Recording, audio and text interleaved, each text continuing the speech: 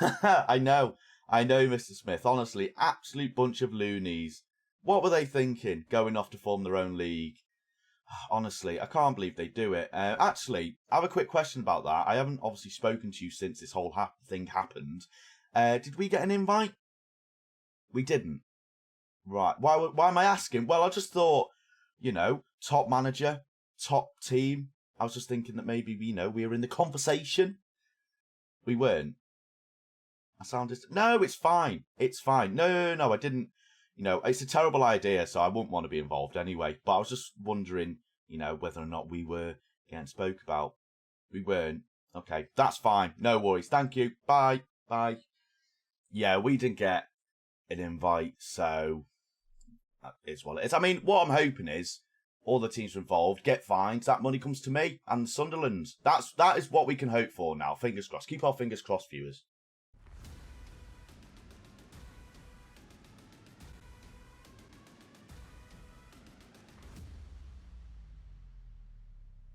Welcome back, ladies and gentlemen, to episode 24 of the Sunderland Till I Die series here on Football Manager 2021. And of course, if you do enjoy today's episode or any of the previous episodes on this channel, make sure you're hitting that like button, that subscribe button, hit that notification bell to be alerted when the videos are live. And of course, I also am live on Twitch 4 times a week where, it's safe to say, the discussion has been very much European Super League, and it's an absolutely terrible idea. So if you want to hear more about that, make sure you go and follow my Twitch and catch me when I'm live. So what has been happening since we were last here, where unfortunately, in the last episode, we did lose 1-0. But regardless of that result, as has been the case for most of the episodes in the season, we are still in that playoff hunt, and we are getting closer and closer to that automatic promotion spot. And of course, don't forget, ladies and gentlemen, in today's episode, we are playing Wycombe, who are in that automatic promotion spot. So if we beat them, as unlikely as it may be, if we beat them, we're up there. We are laughing. We are going to the party. Will Griggs is inviting us to the party. It's Jamie Vardy and Will Griggs. It's Jamie Vardy. I've completely butchered that. Oh well. Will Griggs, regardless, he's inviting us to the party. And we're gonna be partying the night away when we beat Wycombe and we realise we're still 3 points away from getting that spot. So, fantastic news, viewers. Absolutely fantastic news. So, as previously mentioned, viewers, since the last episode, which was, of course, that 1-0 defeat away from home against Oxford, courtesy of a Danny Rowe goal, he caused absolute bedlam and heartbreak amongst the Sunderland faithful. So I hope he wasn't able to get to sleep that night, because he knows what he's did and he should be absolutely ashamed of himself. Since then, we have played 2 home games against 2 winnable teams, Portsmouth and MK Dons respectively, where the attendances, I've just realised, were absolutely tremendous. 33,000 against Portsmouth and 24,000 against MK Dons. I mean, viewers, who would have thought Portsmouth versus Sunderland, MK Dons versus Sunderland, 2 games that are worldwide phenomenons that should be broadcasted every week. We should be playing these 2 games every week so we can rake in the money. I'm assuming we have a rivalry with Portsmouth, because I'm pretty sure that is our highest attendance this year, which is pretty mental to say, considering we are nearly at the start of March. And it is. I don't think we've actually broke the 30,000 attendance mark since this game against Portsmouth. We definitely have a rivalry with them. We have to, surely. We do. Perfect. So we do have a competitive rivalry against them. Obviously not as, what's the word? Notorious rivals as Newcastle. I can't wait to play Newcastle. That'll be a moment in this series, and it'll be fantastic. Hopefully it'll be in the Premier League and not in like a League Cup cannon fodder match where we get battered about 3-0 when I'm in the Championship. Hopefully it won't be that. But yeah, 2 wins, ladies and gentlemen. Absolutely fantastic. Unfortunately, still unable to keep clean sheets. So, we're going to have to invest in more... I don't know. We're going to have to invest in defenders. I was going to try and make a witty joke there, but I realised that I can't think of any. So, but yeah, lack of clean sheets continuously. I mean, we managed to get one against MK Dons, but if we look throughout the season, the biggest problem we've had apart from probably the second month, is we just can't keep that many clean sheets. And if we have a look at the goals conceded, this will make me look like a fool if this isn't great. I mean, we've only conceded 27, so, okay, maybe I'm being a little bit harsh on the boys. But it feels like we haven't kept as many clean sheets as we could have done. Like, if we look in the past, 3 months, I think we kept 1, 2, 3, 4, 5, 6. In the past 3 months, we've kept 7 clean sheets out of these many games, which, in my opinion, isn't entirely great. Maybe I'm being too harsh on the boys. Let me know in the comment section if you think I'm being a little bit too harsh. I don't think I am, but maybe I am. I don't know. So, kickstarting the first of 2 games since you were last here was the rivals game, Sunderland versus Portsmouth, where we were thankfully able to get ourselves a victory to keep the fans happy, get all 3 points, and keep ourselves on the hunt for that automatic promotion spot. And as you can see from the lineup, McKenna and Mendes-Lang are still in the first team. Mendes-Lang didn't have a great game, but it must be said, the Scottish legend, the regen, Mr. McKenna, is keeping our top goal scorer out, which is absolutely ridiculous to say when you consider that McKenna is only 17, only came to the club last year through our youth intake, isn't as good as Pellegrini. But in terms of his overall performances, McKenna is doing it at the moment. It must be said. He's scoring goals, he's getting involved with the team, and he's just playing better than Pellegrini. And if it continues like this, Pellegrini might only get a few more games. Obviously, I'm not expecting McKenna to, keep this sort of run of form going over, till the end of the season. At some point, Pellegrini will be back in the side. But I'm really hoping that Pellegrini will see this as an opportunity, see this as a threat to his first team spot. And when he does have that opportunity, he'll add a bit of consistency, a few more goals to his game, because he hasn't been consistent this year. He's our top goal scorer, but he's so inconsistent that it's difficult to put him in games where we need to win, because I'm just so terrified he's not going to score. But McKenna did get himself a goal alongside Gooch to put us 2-0 up initially. Unfortunately, they did pull a goal back in the 62nd minute where it was terrifying. It was a head-in-hands moment, especially when they had a disallowed goal in the 80th minute. The stats don't really give Pompey justice, if I'm honest. We were, on paper, the more dominant team. However, Portsmouth had their chances, man. Portsmouth had their chances, and they could have very easily drew this and even won it. Thankfully, McKenna and Gooch were able to not let that happen. And I must say, it's so cool to see a regen, right, in our first team. We're only 3 years? I can't remember. I think we're only 2 years in. We're only 2 years into the save, and to see a regen already making an impact is so cool. It must be said. I absolutely love it. And he's improving. He's only 16. I thought he was 17. He's played 8 games and he scored 3 goals, and that is pretty impressive for someone that only came through our youth intake last year.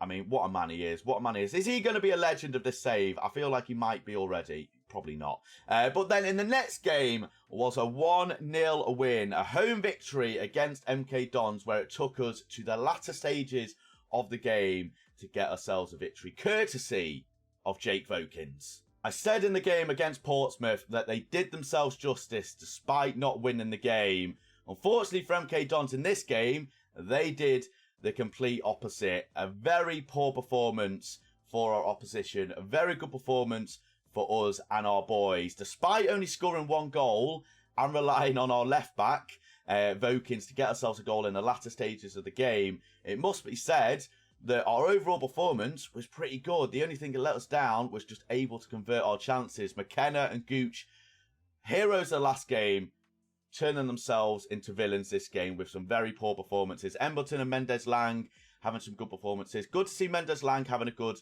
performance, actually. Of course, he had a pretty poor game against Portsmouth. He had a good game against MK Dons, so that's very nice to see. Good performance from midfield, defenders and the goalkeepers. A game that we were expected to win, and as it got towards the latter stages of the game, I was getting a little bit nervous that this was going to be one of the many games this year that we were expected to win, and have only been able to muster up a draw despite our overall dominance. But thankfully, we had a hero. It was Vokins. He got us all 3 points. 2 wins out of 2. And we need that going into today's game against Wycombe. Away from home. 5th v 2nd. It's going to be a very tough game. Richard Clark is going to be the referee. Has he managed us at all? No, he hasn't. He hasn't played many games, to be fair. No, sorry, he has. He's played 73 games, 7.8 rating, lovely stuff. So I expect a good game from you, Richard. Make sure you give us at least 2 penalties, and I'll take you out for a beer sometime, or any non-alcoholic beverage of your choice, Richard. It'll be fine. Let's go to our team sheet. I'm not too sure what to expect from this game, if I'm honest. I feel like it's going to go one of 2 ways. It's either going to be like a very, very slight victory for us, like a 2-1 with a last-minute goal, or we're going to get battered about 4-0 or 5-0. This is my worry, is it's going to be either the extreme good or the extreme bad. And hopefully it'll be the extreme good. Of course, Wycombe are having an absolutely fantastic season. And based off the fact that they are a very, very difficult side, I did say I didn't want to take out Fraser McKenna, but I don't know. I feel like in a game like this that you have to go with your strongest side, and I think I'd be stupid not to play my strongest side. Now, I am going to keep Gooch in, and we are going to bring in our captain, Mr. George Dobson. We are going to bring in our captain, actually. Is George Dobson a good playmaker? Yeah, we'll play him in the deep line playmaker and put Josh Going as that box-to-box. And we are going to revert back to our tried and tested back 4 we'll play Dion. Actually, oh, he's not fit. Never mind. We'll play Luke O'Nien. So the first 11 going into this game, a very important game for our season, away game against Wycombe, is going to be the following. It's going to be Lee Birds, the ever-present goalkeeper, in goal. Our back 4 of Luke O'Nien, Sam Hughes, Jimmy Dunn and Jake Vokins as your defensive 4. George Dobson, Josh Scowen as your midfield duo. And your attacking quadruple of Lyndon Gooch, Elliot Embleton, Ben Woodburn and Pietro Pellegrini. Of course, Ben Woodburn hasn't played that many games this year.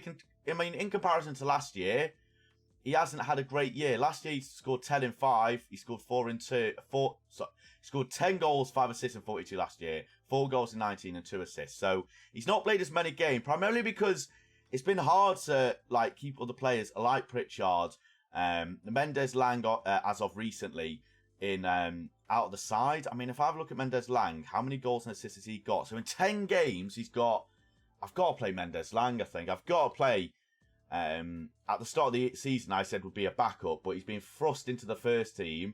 Hopefully he won't be asking for a new contract.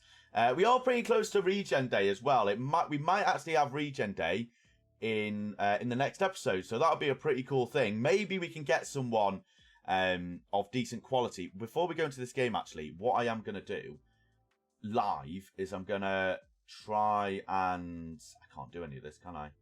Can I do it? Youth level. They're probably not going to accept this because our finances aren't particularly great at this moment in time. But it's worth a try. It's worth a try. Right. Yeah, right. We're all set. Actually, very quickly, sorry, viewers. Youth candidates, I'm not sure if I showed you this. We've got a real golden generation coming through, apparently. So I might have shown you this before, but I felt like it was a good opportunity to show you again. So will we get someone incredible? Probably not, but we can live and hope. Right, here we go, boys. Let's get into the game. Oh, it's gonna be a difficult game. They are obviously fan-bloody-tastic. I don't really know any of the players in their team, but it's fine. They've won the last of their 4 of the 5 games. Brilliant news. That's exactly what I needed to hear, Mr. Press Officer. Going into a game of massive importance, you decide to tell the boys that, well, I said it to them technically. Right, come on, boys, let's get ourselves in. It's a big game. I expect Wycombe Stadium's going to be stacked. And I can't actually see. It is. Here we go, viewers. Let's go. Okay, very early opportunity, and it looks like it could be for us and the boys. I'm loving it. This red kit's so nice, it must be said. And it looks like it is going to be opportunity for us. Under a minute. 09. It's a ball in Pellegrini. And this is why, viewers, I've been playing McKenna. I genuinely think if that was McKenna, that is in the back of the net. I don't know if I'm going to renew Pellegrini's loan next year, if I'm honest. He's our top goal scorer, don't get me wrong, but he's just so inconsistent, and I'm not particularly a fan of it. As we do come towards half time, and we are doing well. However, they do have a corner, and you have got to be disallowed. For AAR viewers, Alex, assistant referee, is on the case, and he denies the goal. I'm assuming it was a foul of some kind, as Wycombe do start to come into the game a little bit, and it is a free kick, and every free kick's a goal. So, oh my God, Bird, what the? I mean, it's a terrific save. Jesus wept. What have you just? He's punched it off the goal line. That is brave, but ridiculous goalkeeping at the same time. Right.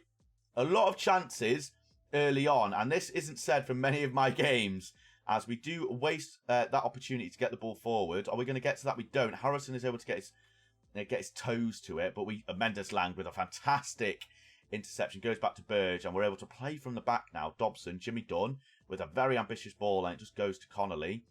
Should deal with that. It's a poor header from Sam Hughes. Obviously been absolutely terrific this year, but that header wasn't particularly great. Shaughnessy, Ward, lovely play. I mean, stop trying to replicate what happened in the last episode, whoever that was.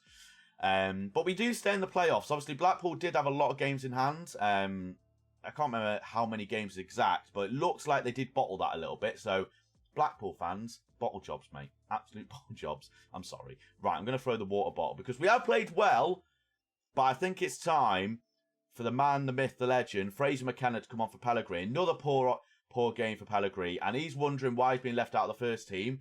That is the exact reason why you're being left out of the first team, mate.